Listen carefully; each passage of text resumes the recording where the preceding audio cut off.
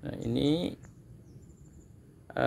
relief yang ada di posisi paling depan dari Candi Satebala ini adalah tentang orang yang terlahir buta. Ceritanya ini diambil dari Udana, ya, dari kitab Udana, dan kitab Udana itu merupakan bagian dari Kuddaka Nikaya, ya. Saya lupa buku nomor berapa, itu nomor 2 atau nomor 3. Nah, ini ceritanya itu adalah seorang raja mengumpulkan orang buta yang ada di kerajaan, dan kemudian mereka disuruh untuk memegang bagian gajah. Jadi setiap orang buta itu disuruh memegang bagian yang berbeda. Ada yang disuruh untuk memegang kakinya, ada yang disuruh memegang ekornya, ada yang disuruh memegang belalainya, ada yang disuruh memegang telinganya, dan ada juga yang disuruh memegang bagian perutnya, ya, macam-macam. Nah, ketika telah semuanya telah selesai, kemudian raja menyuruh untuk mendeskripsikan gajah itu seperti apa, ya. Dan kemudian setiap orang buta itu akan mendeskripsikan gajah sesuai dengan bagian-bagian yang mereka pegang. Sudah barang tentu yang pegang kaki akan mendeskripsikan gajah itu sesuai bentuk kaki. Nah, ini bentuk kakinya. Bagi yang memegang belalainya, tentu akan mendeskripsikan gajah sesuai dengan belalainya. Nah, ini juga orang yang memegang telinganya itu akan mendeskripsikan gajah itu sesuai dengan telinga. Orang yang memegang bagian perutnya akan mendeskripsikan gajah sesuai dengan bentuk perut. Demikian juga yang memegang ekor akan mendeskripsikan gajah itu sesuai dengan bentuk ekornya. Nah, setiap orang itu berpendapat bahwa gajah itu adalah wajib seperti ini. Wajib sesuai dengan deskripsi yang mereka berikan. Sebenarnya ilustrasi ini diambil oleh Sang Buddha untuk menunjukkan bahwa orang yang buta terhadap suatu wujud, tidak pernah melihat suatu bentuk, mereka akan menggambarkan sebuah kebenaran sesuai dengan hanya apa yang mereka lihat. Sesuai dengan bukan apa yang mereka lihat, tetapi apa yang mereka rasakan, apa yang mereka persepsikan. Ini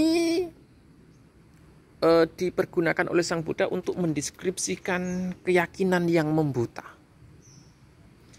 Ketika kita itu tidak pernah memahami suatu kebenaran secara menyeluruh, kita akan kemudian terjebak pada kebenaran sepihak, kebenaran hanya sesuai dengan apa yang kita persepsikan, dan kita tidak pernah memberikan gambaran yang utuh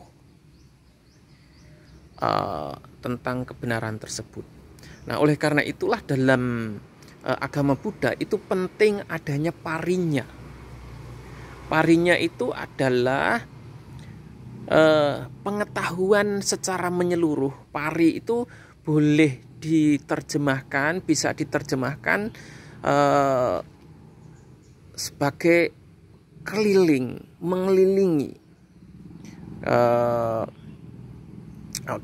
mengelilingi atau secara keseluruhan.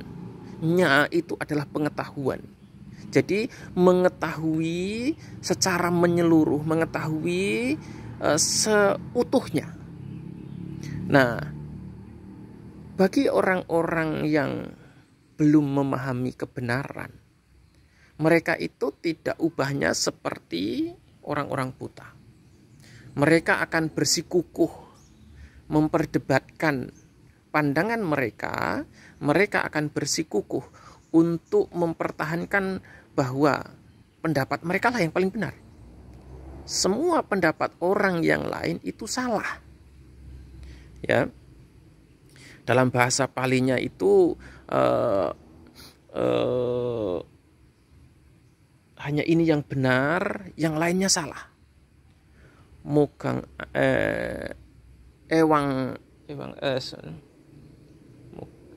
saya kok lupa bahasa Palinya. Ekang Sajang bukan itu ya. Bukan Ekang Sajang Dutyang Nati.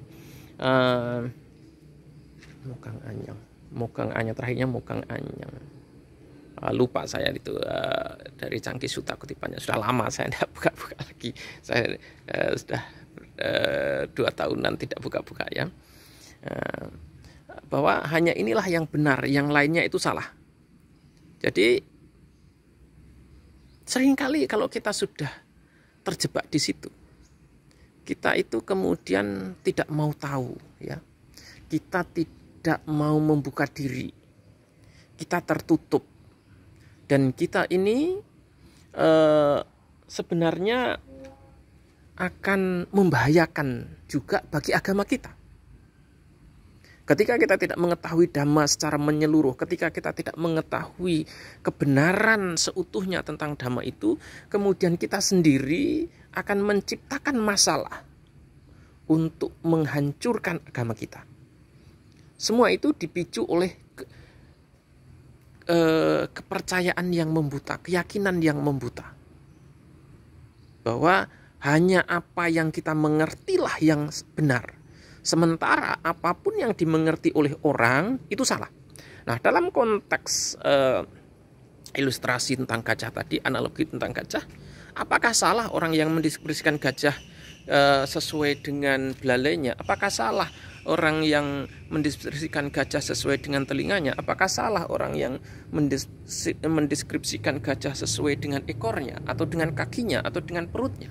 Tidak. Semuanya itu tidak salah.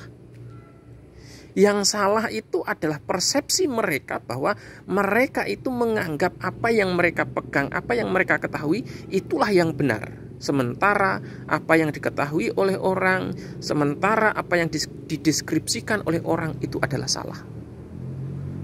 Nah, saya masih ingat bahasa Palinya. Idam mewasacang mugang anyang. Hanya ini yang benar dan yang lainnya salah. Nah, ini saya temukan banyak sekali dipegang oleh umat Buddha juga. Idam mewasacang mugang anyang. Ketika mereka sudah belajar dhamma, kemudian mereka itu kehilangan sifat kelenturan, kehilangan sifat keluasan, kehilangan sifat fleksibilitasnya. Dan mereka itu menjadi sangat kaku, pemegang kebenaran mutlak. Ini sangat membahayakan sebenarnya kalau dalam kita kembali lagi pada ajaran Sang Buddha. Sangat membahayakan. Dia tidak hanya akan menghancurkan dirinya sendiri, tapi juga akan menghancurkan agama Buddha. Ya. Nah, ini oleh karena itu ini penting untuk dipahami, ini penting untuk dimengerti bahwa kita itu oleh Sang Buddha tidak diizinkan, tidak diperkenankan untuk memiliki keyakinan yang membuta dengan memegang prinsip idam mewasacang mugang anyang.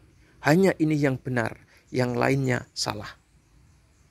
Tapi kita juga diharapkan untuk memiliki fleksibilitas, memiliki sifat keluasan, kelenturan dalam memegang pandangan, menghargai pendapat orang tanpa perlu melukai ataupun kemudian menganggap bahwa pandangan mereka itu keliru. Pandangan orang lain itu benar dalam perspektif mereka. Tetapi mungkin ya pandangan kita juga tidak sesuai dengan mereka. Nah, oleh karena itu disinilah kita perlu belajar, kita perlu memahami agar kita tidak terjebak sekali lagi pada keyakinan yang membuta. Hanya ini yang benar, yang lainnya salah. Idam mewah sacang, mokang anyang.